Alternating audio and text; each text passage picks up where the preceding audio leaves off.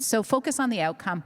The technology is there, and everyone loves cool technology, but it doesn't need to be a party trick. It needs to be something that's driving a meaningful business outcome. So pick.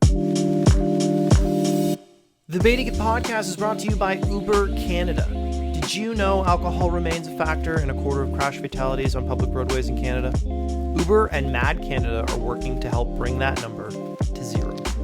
It's never been easier to get home safe with over 100,000 designated drivers on the road. Uber is proud to support every ride that gets Canadians home safely. Learn how ride-sharing plays a vital role in the fight against impaired driving at uber.com/homesoon.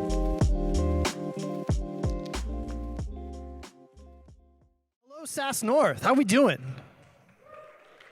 Come on, the coffee must have hit by now. How are we doing, SAAS North? This is the 10th year of SAAS North.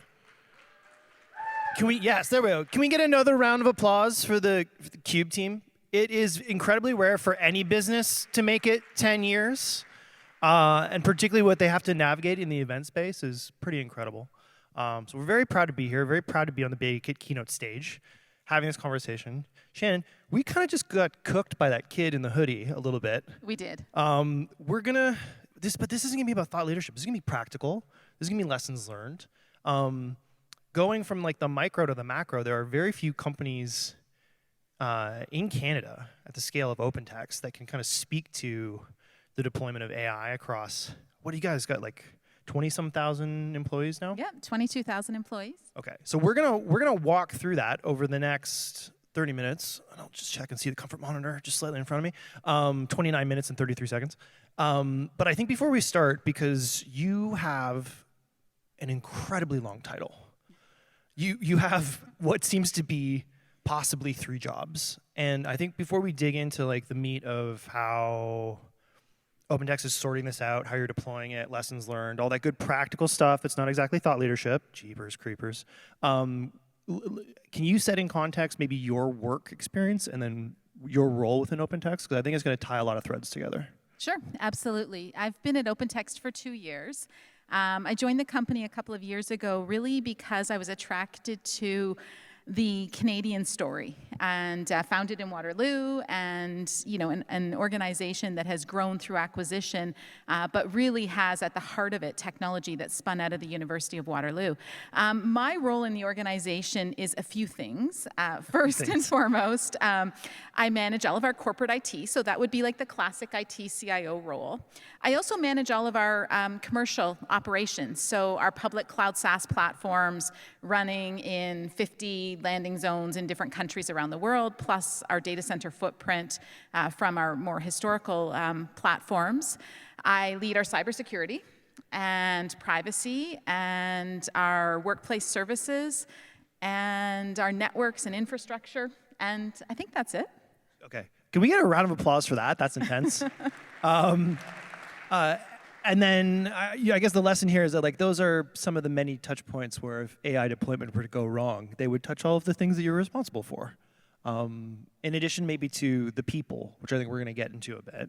But I guess maybe let's start with the prompt, because I know BetaKit reported earlier this year, I think it was like April or May, we got access to some internal memos, that OpenText was making AI like a #1 priority, but it didn't begin at that point in time.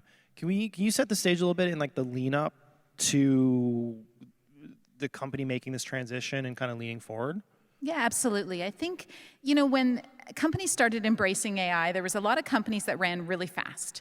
And I would say that we didn't run really fast in the first instance because we felt that it was important to really understand what we were trying to achieve, make sure that we had good processes and good data, and we had structure and organization around that. And so we took a slower approach to running fast with respect to AI. But really the journey to AI started with an understanding that our landscape was incredibly complex. And if you think about what keeps CIOs up at night, it's complexity of the landscape. Yeah. It's hybrid infrastructure, cloud, on-prem, how you protect the keys to the castle. It's cybersecurity. It's dealing with rising vendor costs, which is a reality for everyone. Yeah. And so as I looked across our landscape, I looked at what we needed to do to be successful. And we needed to simplify our ecosystem. From a corporate IT perspective, we had over 1,600 applications. I thought we should have about 400, would be the realistic number for any CIO, depending on the size of the organization. Both those numbers sound like too many applications. Exactly, way too many applications. And when you have a lot of applications, you need a lot of people to manage them. And so that brings complexity. We were running over 100 data centers, in addition to all of the cloud landing zones I mentioned. So obviously running our public cloud SaaS platforms in the different hyperscalers, 3 different hyperscalers that we work with, plus over 100 data centers, I was like, we need to massively simplify and rationalize. So we started a program. And the program was really designed around a couple of pillars that we were going to drive efficiency and simplification in our landscape. And the first thing that So you pause there. You're not even starting like, oh my God, FOMO, AI, we've got to do this. You're just coming in and be like, we've got to clean our house a little bit. Clean the house. Figure out where our data is, figure out our processes, simplify, get onto one set of systems. And the biggest problem I had was people didn't want to help make this a reality, which I think probably everyone experiences in your enterprise. As soon as you say we're going to simplify and transform and do this and do that, people run. And so we thought, okay, we need a way to get people engaged, involved. And so we actually wrapped our transformation program in a goal. And the goal was that we were going to save $1 billion out of our operational non-people costs over 10 years. And people's eyes lit up. Definitely the finance team's eyes lit up. And so we started marching towards that and measuring our progress. And we started to see that actually we were, from a culture perspective, getting a lot of buy-in. People were engaged, involved. They could see the success. We were celebrating the success. And we were incredibly successful in driving it. And we got to a point about 6 months in that we said, now is the logical time to start looking at where AI can play a role. So every work stream started to look at their AI strategy. And I'll give you a simple example, which I think goes to the heart of it. Our service management. So everyone has probably contacted an HR or an IT help desk at some point in time. And ours was very complex. We had hundreds of people staffing both the HR and IT desk, doing a lot of things manually. The first thing we did was we consolidated onto one tool, one set of systems, one set of processes. That actually enabled us to reduce 30% of our L1 help desk. Okay, let's unpack this a little bit, because we just had Swish up here being like, you can use 2 apps for everything. And you're like, we were able to consolidate this down. So can you set context of like how difficult it is to reduce that usage, or like the pain point of that, or like, is it a technical decision? Is it like a bunch of different teams across departments, across business units, across countries being like, oh, this blue app is our favorite app and we really like to use it? Like, just walk us through that decision point. Or did you just see it in the macro metadata of like, we've got a cull?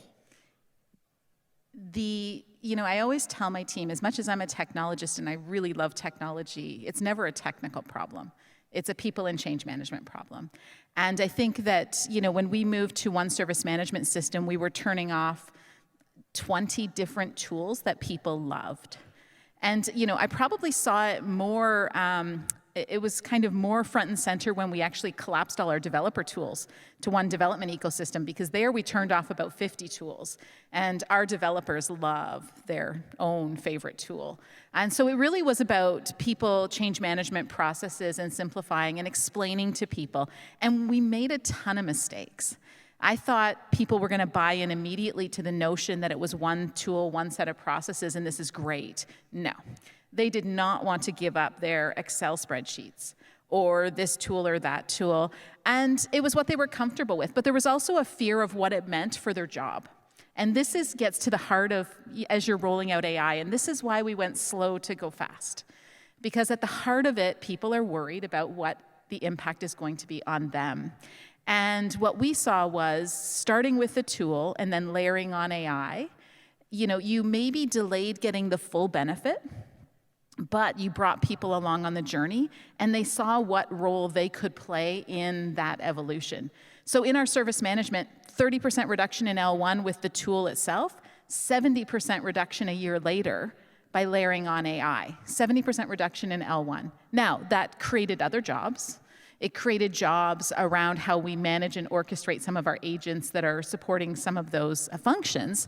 And so there were opportunities for people to retrain and reskill and so on. But that was the impact. I'm so glad that we're touching on like the human component here, and we'll get into like what went wrong in the back end of this and just more lessons learned. But particularly for the people in this audience who are either not at the size and scale of OpenText, which is probably likely, or one day looking to dethrone OpenText as a Canadian tech leader, taking those massive infrastructural decisions that you have to make and grounding them in people, I think is really important to make sure is a consideration. So I'm glad to hear that you guys were figuring that out. Let's talk about the role change. Because you were saying you were seeing these L1 roles, I guess, become redundant because of this.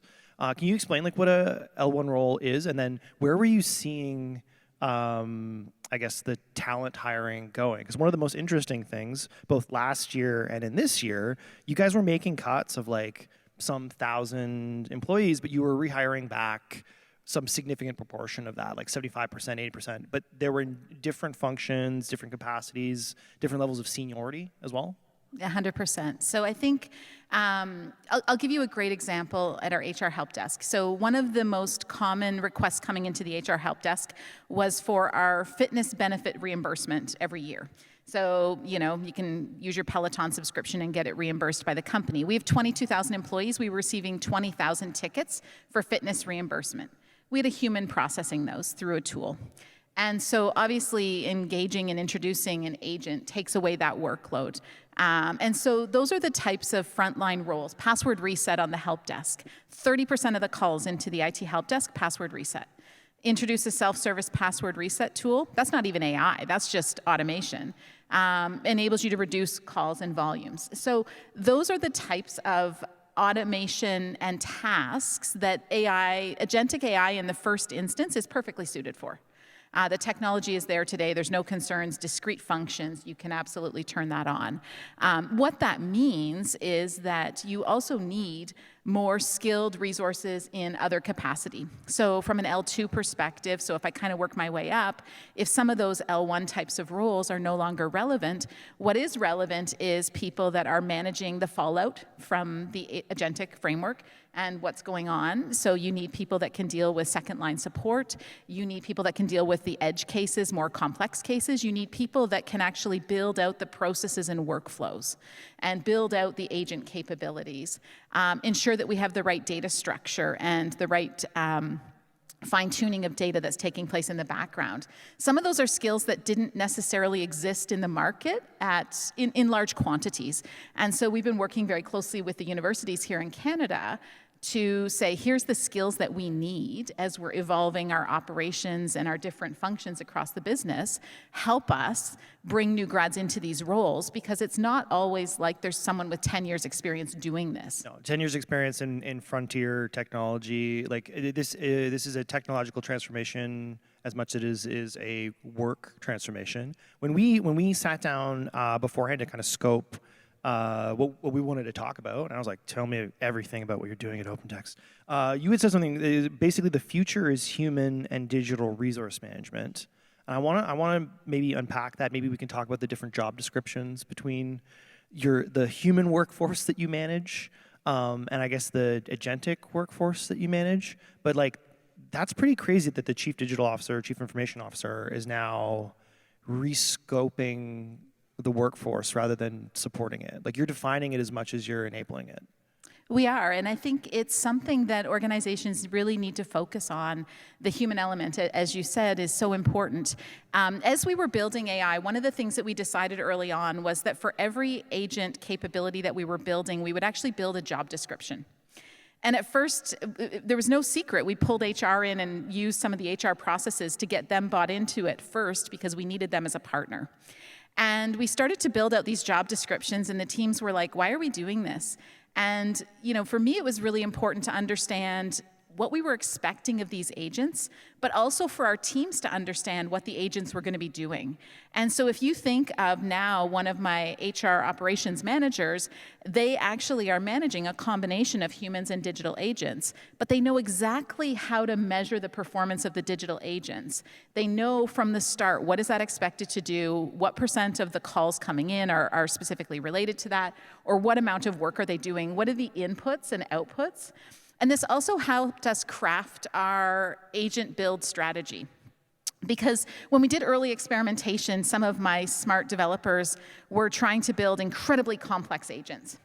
And what... Like full human replacements, like AGI at OpenText. Wow. Get my coffee, do all the stuff. Maybe not AGI, but they were pretty ambitious. And what we realized is those agents are just prone to fail. There's too many corner cases, there's too many parameters. They just have too broad a scope for them to be successful. And so by building the job descriptions, we could actually build very discrete agents. And what that meant was, in some cases, they're incredibly simple. But that's the best place to start, because then you can actually build orchestration and managers, human and non-human managers of these agents. And so it really all starts with that clear description of the function. And we actually put the job description side by side with what the human is doing and how their job has evolved. Yeah. So it's very clear. This episode of the BetaKit podcast is presented by QuickBooks on the Intuit platform, built to help Canadian businesses work smarter, more efficiently, and make confident decisions. QuickBooks on the Intuit platform is an all-in-one connected platform that uses artificial intelligence and human expertise to simplify how you run and grow your business. From managing cash flow and payroll to personalized, proactive insights leveraging the power of AI agents, QuickBooks helps you save time and focus on what matters most. Today, I'm joined by Pooja Sabrin, Regional VP and GM of Canada and Latin America for Intuit, who's going to talk to me about the recently redesigned QuickBooks. All right, Pooja, thank you for joining me. I want to jump right in and have you explain to me, why does this redesign matter? How is it impactful? So we are really excited today to be announcing the launch of our new, more powerful QuickBooks on an all-in-one Intuit platform. And the reason I'm so excited about it is because of the benefits that it will bring to small business customers. Everything from improved efficiencies, improved insights that can facilitate decision making, as well as automation that can really save customers' time. So what this platform will involve is three main components. So we will be introducing a set of proactive AI agents that will essentially automate a number of different tasks for the small business agents and work in collaboration with human experts while always giving the business owner and or their accountants complete and ultimate decision control. So that's a key part of the benefit. The second benefit is completely, as I talked about, an all-in-one platform. It's a redesigned, more streamlined view that brings all the key, or what we call critical jobs to be done by a small business, together in one place, so that you're preventing having to switch from multiple applications. So anything from customer management, payments, payroll, all the accounting, all in one place. And the third piece is through this one platform, also allowing easy integration to any third-party applications that small businesses are coming in. So truly bringing it all together to then seamlessly collaborate with experts like accounting professionals. Can we talk about the specific changes that the new QuickBooks offers small businesses? Why I'm excited is it brings in a combination of proactive AI agents that will really help drive a number of key benefits and efficiencies for our customer, as well as surfacing key insights that improve decision making. And it's all brought in one place with the critical jobs to be done. So the AI agents with human experts and all the key jobs to be done in one platform. And that would include anything from the accounting that a business has to do, payments, payroll, customer management, to make it easy for a small business owner to have it in one. You know, it's a hard time for a lot of Canadian founders and small business owners right now. I just want to take a step back and have you talk to me about what you saw people experiencing in terms of their workflows, what problems you were trying to help them solve with the redesign. If I look at one of the biggest challenges small businesses have is time, right? It's time to focus on what they need to do to drive the growth of their business. They are really bogged down by a lot of operational issues. They're bogged down by working on multiple systems. In our research, we talked about 6 to 9, and sometimes you have small businesses using up to 30 applications. So there's a lot of inefficiency as you switch from system to system, as you have data in multiple systems. So this whole fragmentation of systems, as well as decision fatigue, that really slows small businesses down. And what we are doing with this new launch is helping to facilitate all of these challenges that small businesses face by bringing it and simplifying it into one platform that brings their critical jobs to be done and ultimately gives small businesses what they need, the time to focus on what really matters and help grow their business. QuickBooks on the Intuit platform is an all-in-one connected business solution that leverages the power of artificial intelligence and human expertise to simplify how you run and grow your business. From managing cash flow and payroll to delivering personalized insights, leveraging the power of AI agents, QuickBooks helps you spend less time crunching numbers and more time growing your business. Visit quickbooks.intuit.com/CA to see how Intuit QuickBooks can help you. The magic technology, we might have a slide that will show up. Do we? I don't know. We'll see. Oh, Maybe not. it was there? It's here. Okay. So you guys can look at this. We're not going to read it together. But do you want to walk us through this breakdown? Because I think this is there's so many components to this. There are. I don't think a lot of people are thinking about the AI agents. Like the show of hands earlier, number of people using ChatGPT, and they're probably playing with agentic. I don't think, again, those are individual touch points. You're managing every individual touch point across every employee, across every technical implementation, across every geography. I can go through it again, but walk us through how your brain makes sense of this. Yeah, absolutely. And we think of the agents as really akin to following the employee life cycle that our humans follow as well. Because there's a process of onboarding, clear roles and objectives. Governance is critical.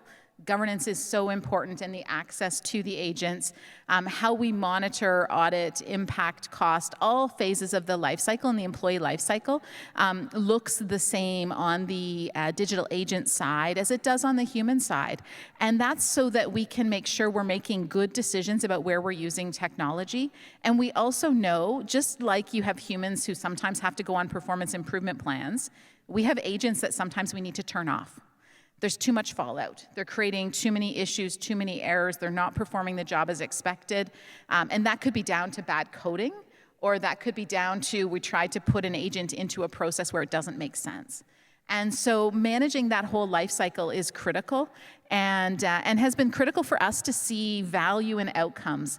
Because one of the things we're very conscious of is that there's lots of talk in the market about how AI projects fail. And I think we've all seen, the MIT report, 95% of Gen AI programs don't deliver the outcomes. And so for us, it was very much, what is the business case for every single agent, every single AI project we're undertaking? And what are we saying no to? And what are the parameters by which we declare success or failure? If an agent can handle 60% of the tasks successfully, but those 40% are creating fallout, and are creating significantly more work than just having a human perform it, why are we doing it? What have we learned from this? What's wrong with our business process? Because often it relates back to your data or your business process, and how are we going to fix it? Okay. And then I promise I don't mean this to sound as glib as it does, but that's just the reality of talking to me. That's what I do. Does the HR team now have an agentic relations component? Are they going through the checklist of evaluation the way they would performance of employees, or did this smush to tie to business units and objectives and outcomes? I don't know if that's way too in the weeds, but I'm so interested in HR being I'm a child of the 80s. I grew up watching the Short Circuit movies, and then when you were describing retiring agents, I got really sad about the idea of robots being shut off. But is that what the process is? Is it a Wall-E situation? Maybe that's a more recent reference. Not quite a Wally situation, but it is. Our HR team has had to transform. And we were lucky we had a very tech-savvy HR team. Some might call it shadow IT. But we embraced it. We said, you know what, these are great partners to work with. They understand the technology, but they also understand that our way of managing our workforce needs to evolve. So as we've been selecting the business units and the groups to adopt technology across the organization, HR has been working as a partner with the technology team and with the business units to say, how is this going to reshape your workforce? What does it look like? What is success or failure? And so where some of the business units don't have as much technical expertise, they've been able to benefit, and where some of the teams have a lot of technical expertise, they've been able to go even faster.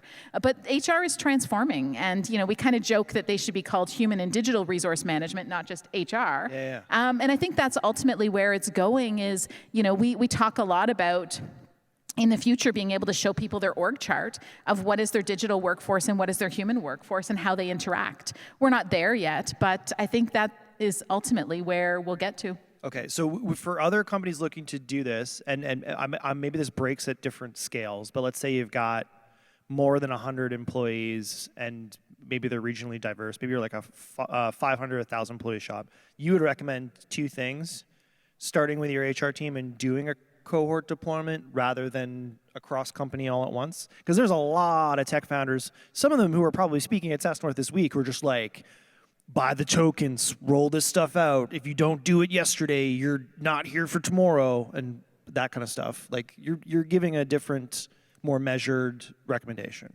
A more measured recommendation, but I'm also cognizant that I'm in a large organization, 22,000 people. If I was in a 100-person startup where everyone understood technology intimately, removing the roadblock and giving access to tech would be critical to drive the kind of outcomes you want to see. In our organization, not everyone is tech savvy. We made some early mistakes rolling out technology and giving people access, and they didn't know what to do with it. And we watch very closely adoption across how many people are using it, what types of queries, how they're engaging, and we weren't seeing the adoption when we made it open to everyone. And what we understood was that you need to give people specific examples. You need to be very focused on what is their role, how are they using it, and if you're trying to break that adoption barrier, it's really important that they understand what they can get out of it so that then they will start to use it regularly. And when I walked in the room, someone was talking about how many of us, use ChatGPT every day instead of Google now. But think about the first time you used it, right? You put a query in, you thought about what you wanted to get out of it, you realized there's some really good data there, and then started using it. And so in an enterprise context, telling people what they can get out of it is super important so that then they know what are those handful of queries that are going to make me more productive, what am I going to use every day? Okay, now I'll start to play with it and experiment. So cohort by cohort, absolutely critical. I have a super nerdy question I want to ask you about, like how you manage the specific onboarding, and then from the IT admin, like where these tools are living, because you've also internally deployed a lot of tools. You've like eaten your own dog food a little bit. Maybe we'll have time for that, but the question I do need to ask you is about measurement and how you're tracking this and getting insights. Because I think one of the big things about that AI report showing that basically no enterprise AI pilots are working to a level that people are happy with the return on investment is that it doesn't seem to be any sort of standardization of value evaluation. Are you building stuff for that? How do you see it? Are you relying upon these individual departments that may or may not be tech savvy, but probably have some sort of P&L that they've got to ladder into? Like, who is the? It was very cool that at leadership level you were like, we're going to save $1 billion. Let me go clean up the servers. For this type of stuff, what's that macro target goal that you're measuring against? So we've included AI adoption into our goals around how we're driving efficiency across the organization. We've actually increased our target to $1.5 billion because of our success in the first year. But from a measurement perspective, when the requests for AI started coming in, it was very much requests for technology's sake. And so I would say, well, we're going to roll out this tool to 8,000 developers. What's the benefit we're getting? Our developers are going to be really happy. okay, but this obviously comes at a cost, there's impacts, et cetera. Let's work on quantifying it. And so what I realized very quickly was that I needed to take ownership of building the framework for how we were going to build the business case and measure the full adoption cycle for AI. And so we actually hired an AI product manager, which isn't a typical role in an IT organization. But I was like, that's the skill set I need, who's going to come in and treat this as a product. Look at the roadmap, look at the business case, look at the outcomes and where we need to drive capabilities and build the vision. And so that's exactly what she's done. She joined, she started working on baselining for every new AI request. What is the original baseline that we're working against, and what are the expected benefits from AI, and how are we going to build that measurement framework against it? And so everything is business case driven, and we focus very, very much on what the baseline measurements are, so that then you can measure incremental improvement. And so if you're rolling a tool to your sales team and you expect a better conversion rate or an increase in some measurement in sales, pipeline build or whatever it is, understanding that baseline and then being able to understand what you're going to attribute to AI is critical. And that allows us to then report back to the board on our AI adoption and the AI measurements and benefits, and also understand the cost-benefit analysis of what this is costing us to run and operate. Yeah, and I'm assuming kind of cleaning up your data and processes last year helped tracking, measuring, and getting those insights. So that makes a lot of sense. I guess, we've got a couple minutes left if my hand math is right about when we're going to close this off. So far, this has sounded really smooth, really easy, really powerful and impactful. But I acknowledge here, two things. One, that this slide has a lot of cute little robots and fewer human agents. And we are sitting in front of a room filled with humans, I think.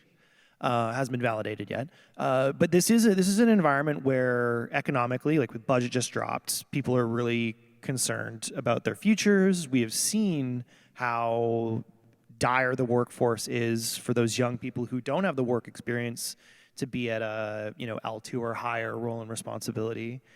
Can we take a step out of OpenText a little bit and have this conversation from the macro of Canada and productivity? Because when we were talking before, you did say something really interesting about this being an opportunity to kind of reshore roles or recreate roles that had been offshored previously. And I just want to go close on the human component of this and the people, because I like robots to be happy, but I will prioritize humans first. Yeah, absolutely. I think this is an opportunity for Canada. I was encouraged by some of the initiatives in the budget yesterday around digital transformation and AI. I think that's key, but I think the key here is, we've known for a long time in Canada that we have a productivity challenge that we need to solve across all public-private sector. And that is key to unlocking some of the economic benefit that we want to unlock. And I think technology can be an enabler for that. And what I mean by that is, if you look at some of those L1 roles that we talked about, traditionally many organizations offshored them. They outsourced them, they offshored them out of Canada. Those are the roles that are first impacted by AI. So the opportunity for Canada is really to invest in enabling enterprise, government, private public sector to train the AI capabilities for their enterprise, build out those capabilities to drive productivity and efficiency, and build out that skill set that is managing AI.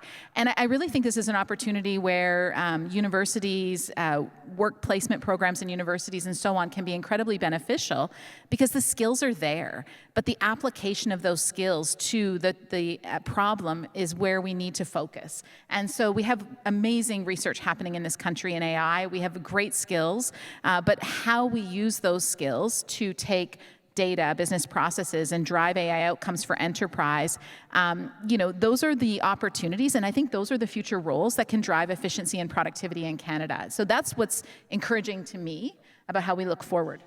So we bring back the GDP drivers to this country and do some cool stuff. I was gonna say, I almost thought you were gonna be like, we're gonna build Canada strong, but that's too political for SAAS North. I want to leave this. This has been very, very insightful. I know you could go way, way deeper on this, and I appreciate your capacity to storytell in front of this audience things that they might not experience not sitting at companies of 23,000 people. One closing thought here for companies at all sizes, if they're to start on this journey today, and maybe they can't tell their board, we're going to save $1 billion.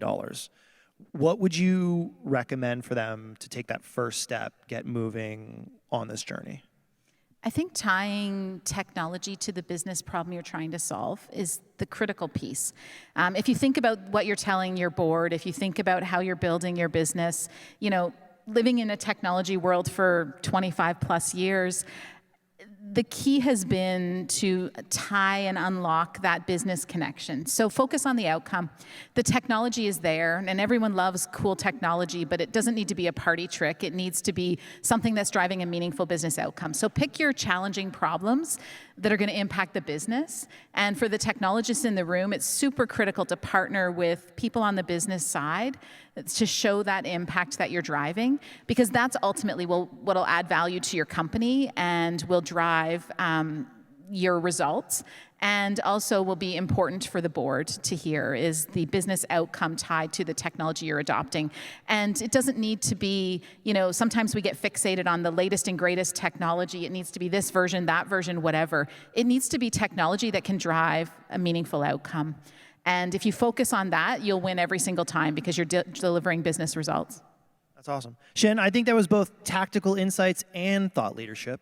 So thank you very, very much. That's our time, SAAS North. I hope you enjoy the next 2 days. We'll see you again here soon. Thank you.